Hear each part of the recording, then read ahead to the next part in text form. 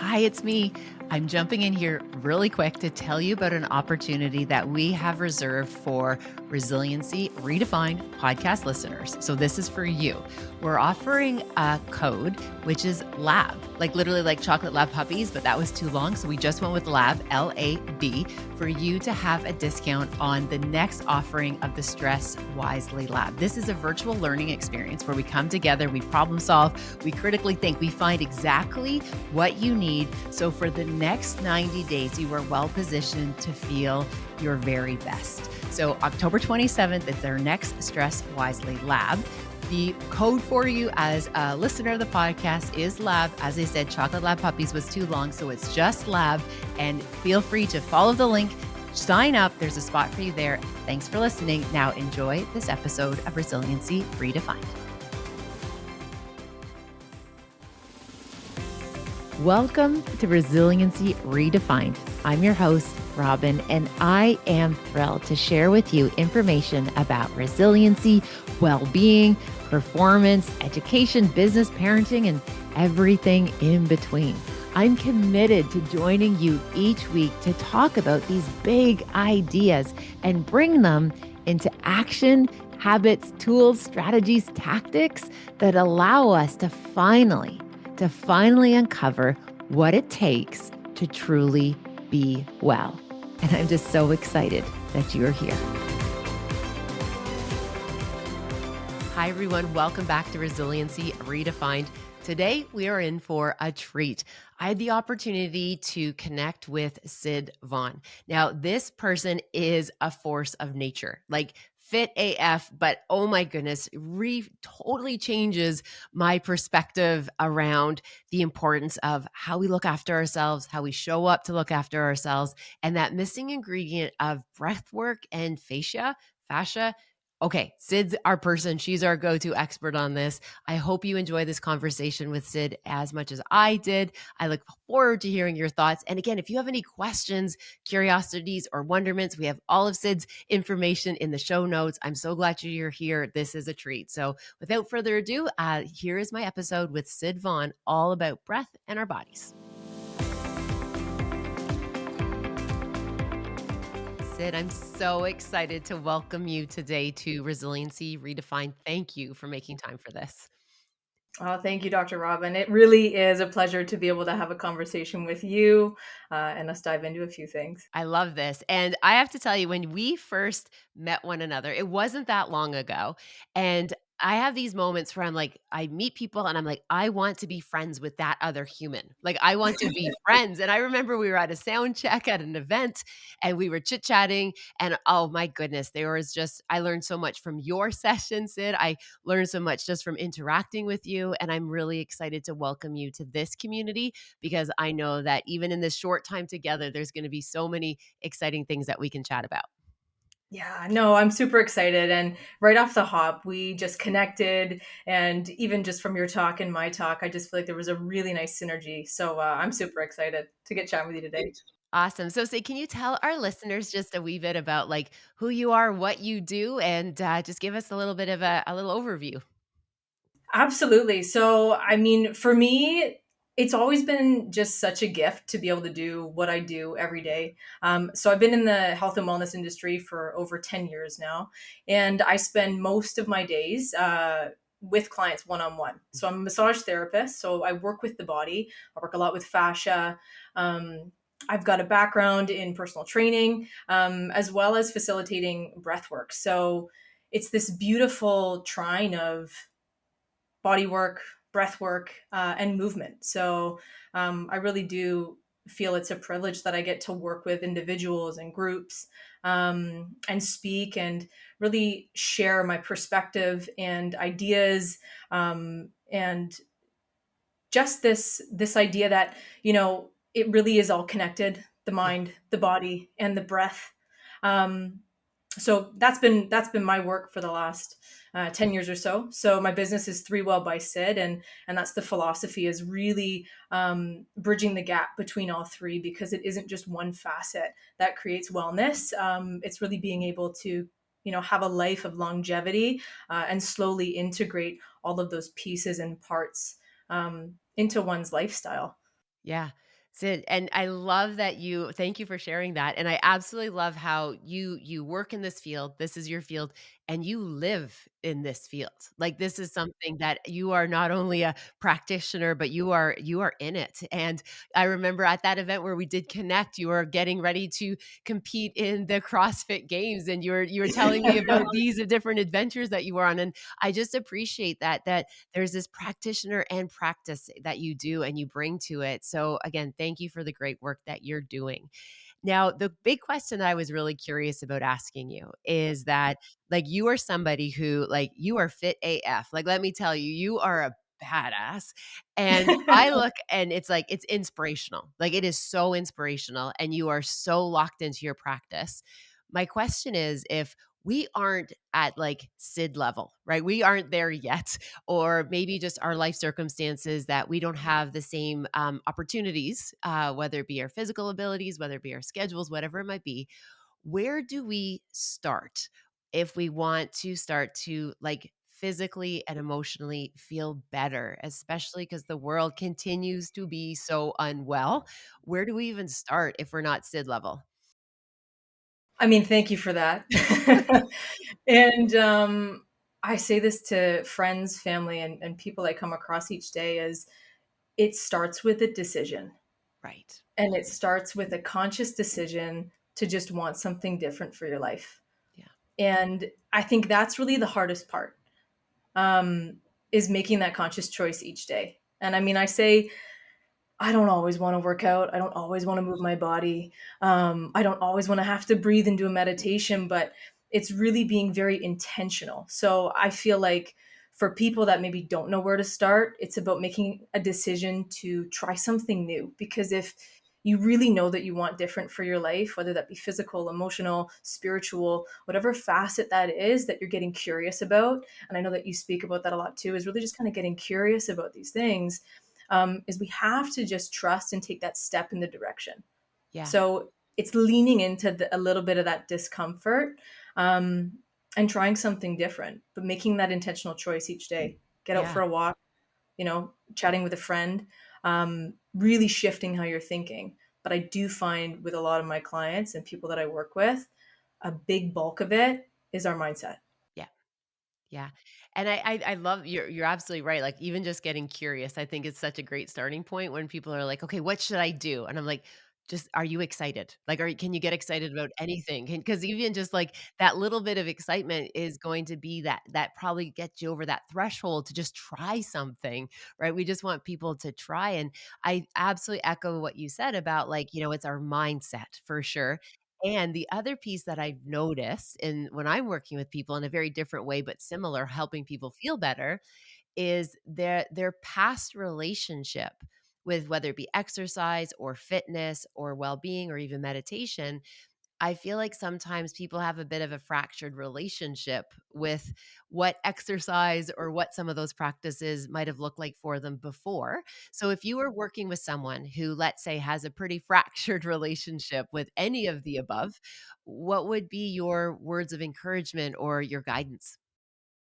I feel like, it's always been about really diving back into how can I make a decision each day that is going to be from a place of love for myself. And I feel like when we're looking at those, and you said that so beautifully, those relationships from our past that can be a bit fractured, and maybe it feels unsafe to step in that direction again. It's about how can I move from a place of love for myself and redevelop that relationship in that container within our nervous system, so that it feels safe. Yeah. And that is really where I would start with individuals, and starting small, habit stack. I feel like we live in such a world where it has to be, and I've been there and I still do, and I'm also still learning, where we go from 0 to 100. Yeah. And it really is about the marathon and not the sprint. I know we can say that over and over again, but it's being very diligent and intentional and slow, because those are the micro kind of habits and movements that then allow us to really create lasting change.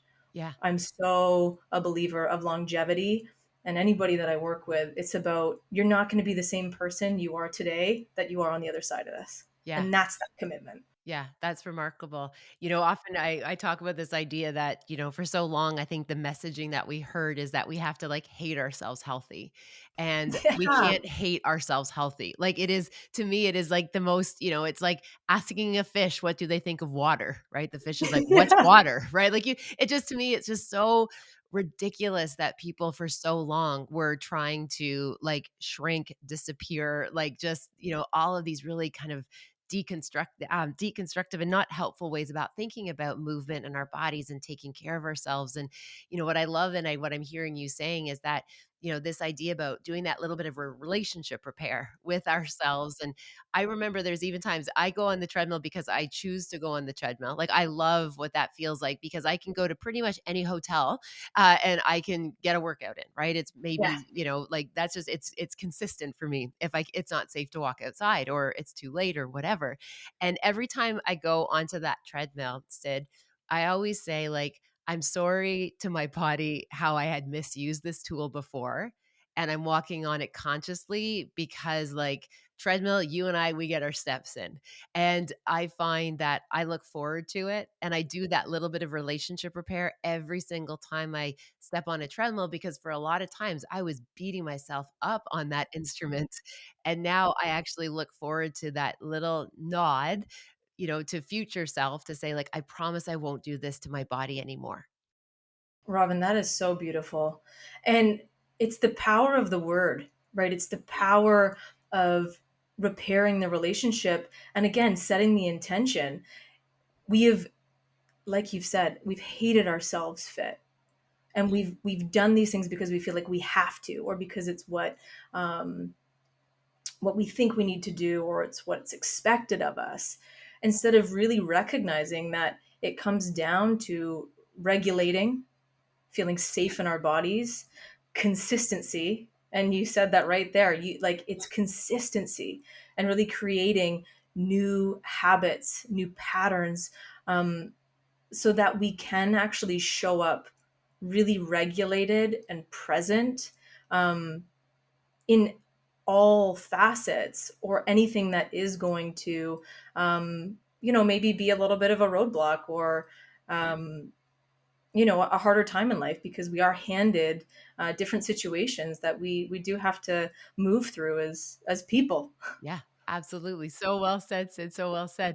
Now, the other kind of area, the other big question I was so curious to ask you about was, and we chatted about this a wee bit when we were together, is this idea that there are so many pieces of misinformation out there when it comes to our bodies, when it comes to breath work, when it comes to all of the things. Like, and again, I think I recall at the event we shared that there was the one study that looked at, 67,000 reels from Dublin City University in Yeah. April in 2024, and they said only 2% were scientifically accurate when it comes to health and well-being. And I'm curious, not that we can kind of debunk or demystify all of the misinformation, but do you have any strategies or tools if somebody is like hearing information or looking for information that will kind of almost like guardrails Sid for them to make sure that they can kind of maybe question that information in a particular way? What type of, again, skills or tools or strategies do you encourage people to use when they're hearing all of these pieces of information about well-being? I think that's a great question, and we have to come back to what we also feel to be true for us, because we can't believe everything that we hear. And everyone has opinions and everyone has their own experience, but not everything is true for each individual. So I would say using your discernment, and really just allowing yourself to do your research, and talk to the ones that you know, like, and trust, like your healthcare providers, the people that work in the industry, the ones that are facilitating or working on bodies, or whatever that is in the area that you are wanting to learn more about. Collect your data, like, have the conversations, and then allow yourself to move forward with what feels best, and what is going to be most effective or efficient, whether that be breath work, weight training, relationship repair, like all of these different things. You've got to go to the experts and the people that work in the industry. And I do that in my life as well too. Like, I'll listen and I'll really, lead in the, area I'm curious about or I want to know more about with the ones that are doing that work day in and day out. Yeah. So what I'm hearing is like having that like almost like that brain trust, right? Like knowing where like the information is coming from, not just Yeah. taking it at kind of like surface value, but like kind of see where we can go to the source, have that trusted group of people that we listen to. Because at the end of the day, like the health industry is, $1 trillion industry for a reason, right? Like it feels like everyone are, for most part, are like selling things. So a lot of that information is skewed, I think, to really kind of set them up for success. And so, yeah, that idea of discernment, trusting the people that you can go to, I really love that counsel that you're offering, which is great. Are there any like current ones that like when you jump on social media or you see that like gets you like in a wee bit of a tizzy where you're just like, oh, if I could only correct this is the one that I want to correct, so people stop doing this or start doing this. I mean, I think for me with social media is, you know, I really look to the people that I do know, like, and trust. Yes. And then I think it's also just really being discerning with this AI as well too, because I feel like that can kind of steer us in the wrong direction. Um, for me, I really just try to keep my community, and guide them in the best direction and not be too consumed with everything that's out on social media because I can't fix everyone's problems. Yeah, totally so true. I Yeah. love that. Yeah. Yeah. I always, I love the like the hype cycles that you see that as they kind of ripple through where, a claim gets made and then like a week later I'm at an event and somebody's like, "Hey Robin, can I ask you about this?" And then all of a sudden you start noticing it's like, "Okay, so this is what we're talking about right now." And the one that just recently crossed my plate that I'm like, "Are you kidding me?" was, this woman was asking me about, do you buy hydrogen water?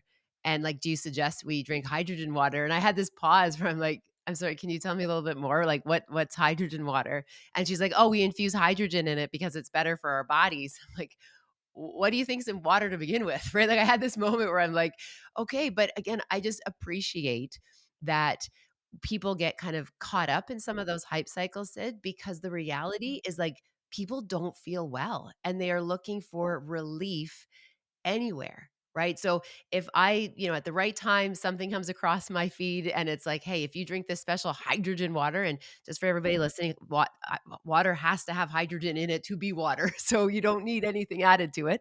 But again, just that appreciation that people are so tired, they're exhausted, they just want to feel better.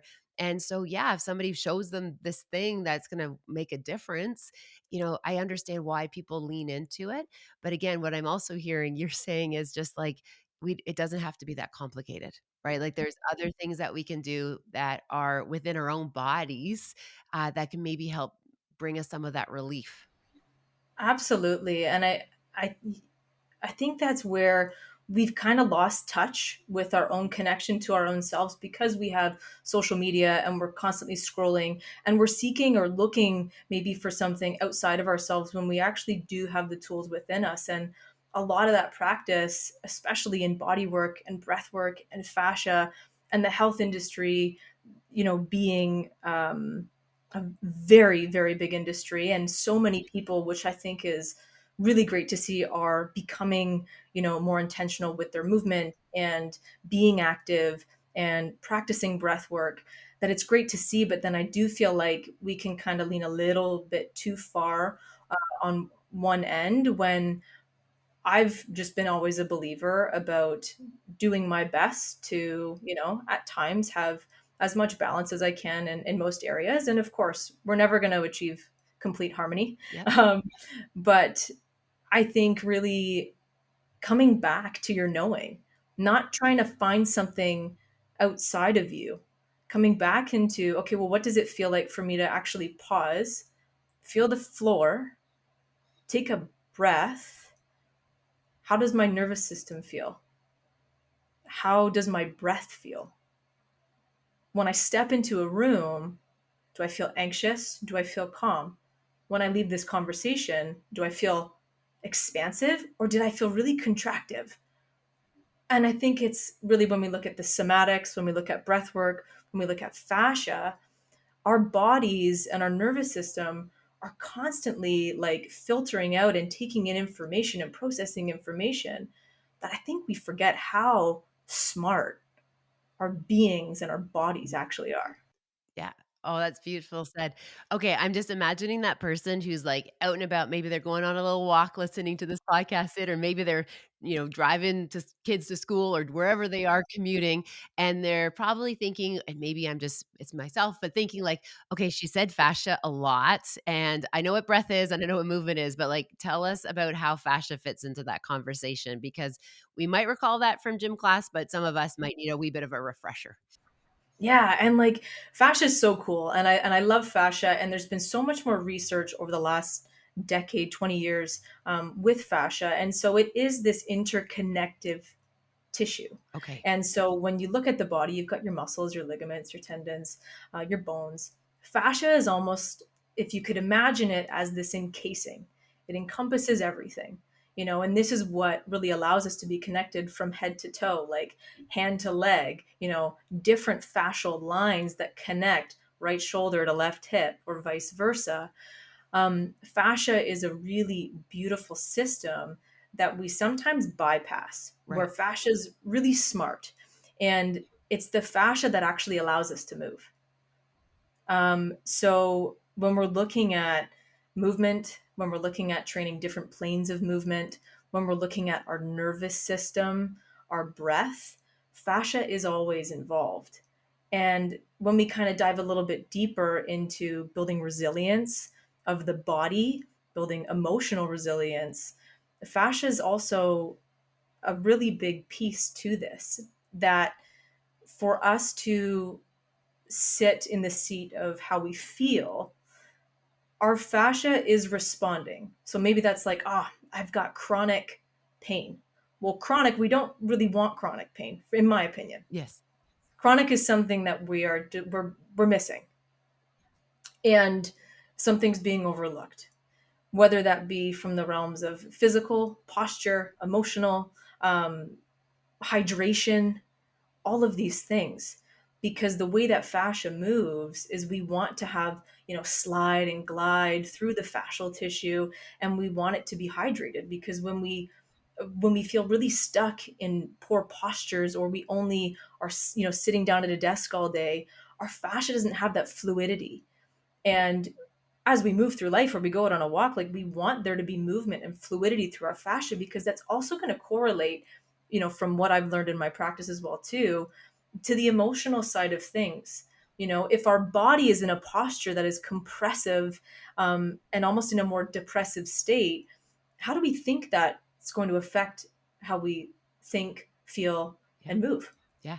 You're absolutely right. And it's interesting. One of the kind of pieces of information that I love to share with people is the research that's coming out that talks about that if we look at human emotion, excluding grief, we don't ever include grief when we're talking about emotion because as I say, like grief rewrites us. It doesn't behave like the rest of the emotions. It's completely separate.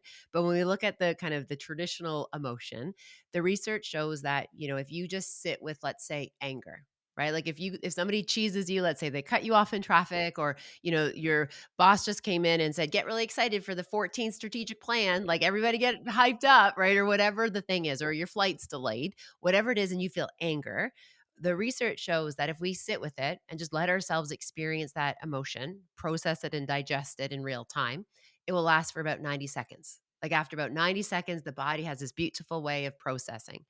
If we don't process it, if we just jump to the next thing or we don't kind of hold space for it, the research shows that there's some people believing it lasts in our body for up to 7 years. And why I share this is the researchers that are studying this are saying is that 7 years, it's related to the fascia. That they're saying that is the place because it's this like almost this like energy, although we know it's actually a thing, but it seems to though that is what is holding it and that's causing this constriction and things don't move as freely or as you said so beautifully through the body, which I just think is fascinating that we're seeing that these are not separate systems. It's not like brain is over here with these pesky emotions, and then we have these bones and all the other things. It's like, no, there's this beautiful interconnection in all of these things, which I think is just so remarkable that we're finally catching up to what to people probably thousands of years ago already knew. Yeah, and with the research coming out more with just how even just like our pain receptors and the deeper receptors in the body through the nervous system that are interconnected with the fascia. I've worked with a number of patients and experienced um, those. I've experienced those experiences of people moving through emotion from tissue. And can we really explain it? Not necessarily at times, but is there research that can help us see that our bodies do keep the score Yeah. and our bodies do hold? And so I feel like, as we pivot in life, and we move through different experiences and we're building that resiliency through the body, it's it's finding that safety and trust within self that we don't have to suppress and hold, Yeah. and that you can move emotions through the body. You can feel and sit with them, because that's where we will start to see through the tissue, which is what I work with hands on every day. Where that then can become chronic. It then can, result in that, again, the idea of the dis-ease in the body, and things that really we don't really have answers to. But then I would also play devil's advocate to say, what are you not choosing to look at? Or what is it that you haven't allowed yourself to sit with to really come back into the truth of it and the essentials? Are you hydrated? Are you moving your body? Like, are you speaking kindly to yourself? Because so many of these different facets play such a crucial role on just our health and how we live Yeah. and how we Absolutely. experience. Yeah, how we experienced our days, right? And the quality of our days are made up by all of these habits. It's made up with our experiences. And, one of the on routes that we use when I'm working with somebody who's navigated a lot, let's say they are emotionally that they've had to navigate a lot of change, a lot of uncertainty, grief, whatever it might be. Sometimes starting in what we would call more of a traditional, like psychological place, whether it be therapy or whatever, for some people that's like too much, or they've done it so much that it's like autopilot. And one of the things that I often encourage them to think about is, let's try and get out of our head and let's try and get into our body. And we're not going to try and solve and problem solve and outthink all of this trauma. Can we start the process of actually just, let's focus on our bodies right now, whether that be just through, like, instead, and again, it's not that we're trying to make it smaller, we're not trying to make it bigger, we're just actually being kind to our body. Because again, to echo what you're saying about that safety piece, I think when the body starts to feel safe, when it feels nourished, when it feels looked after, we're going to feel better resourced to be able to handle some of these complexities and some of these more difficult pieces. And so I usually encourage people, if they've kind of been trying things and they're not getting a lot of success, that, let's try and get out of our head, let's get into our body. And it could be something as simple as take your worries for a walk, right? If I notice I'm sitting in one place worrying, my go-to is like, I can still worry, I don't have to stop worrying, but I'm going to take it for a walk, because if not, I'm literally marinating in my misery and I know it's not going to get better, right? I've never sat still to a point where the anxiety just went away. The anxiety goes away when I action it. So I take my worries for a walk, right? Just those little things to get us into our body and realize that the little things actually aren't that little. The little things will actually start to build momentum. Yeah, and you know when you talk about moving from the mind and getting out of the head and coming back into the body, that's where when we can look at a tool such as like breath work and the somatics of that, as you would move through a breath practice, whether that be like a box breath, like an inhale for 4 with a pause count for 4 and an exhale for 4, or we get into something like a physiological sigh with a double inhale and a full exhale, or even more of a hyperventilative, something that's going to maybe give our bodies an opportunity to move into a little bit more sympathetic charge. It gives us an opportunity to let the body and the nervous system begin to speak. And I feel like it's a really nice compliment um, when it comes to therapy, and when we kind of maybe feel like there's we've almost like hit a wall in a sense, where it's like, how can I move more of this through my system? Breath work almost takes the thinking Yeah. work out of therapy, and it's the therapy of the body.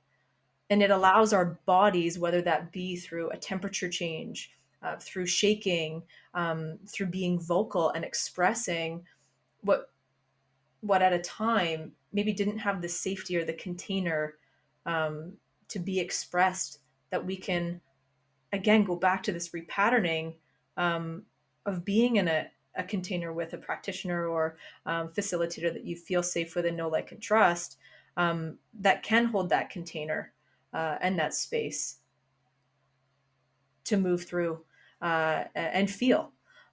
Just like, you sit with an emotion and it really doesn't last that long, but we have to feel our way through these things. We Yeah. can't think our way out of a situation sometimes. Yeah, 100%. I love that. And I know from my own lived experience that sometimes like that those things in parallel, like being able to, have the support we need, whether it be, as you said, like therapeutic support we need, but also thinking of our bodies as it needing a guide as well, or as somebody to help carry that work and do that work with them. So I absolutely love that. Sid, I can talk to you for days, like literally I I can know. talk to you for days. So again, there's so many other things that I want to ask you, but I'm very mindful of your time.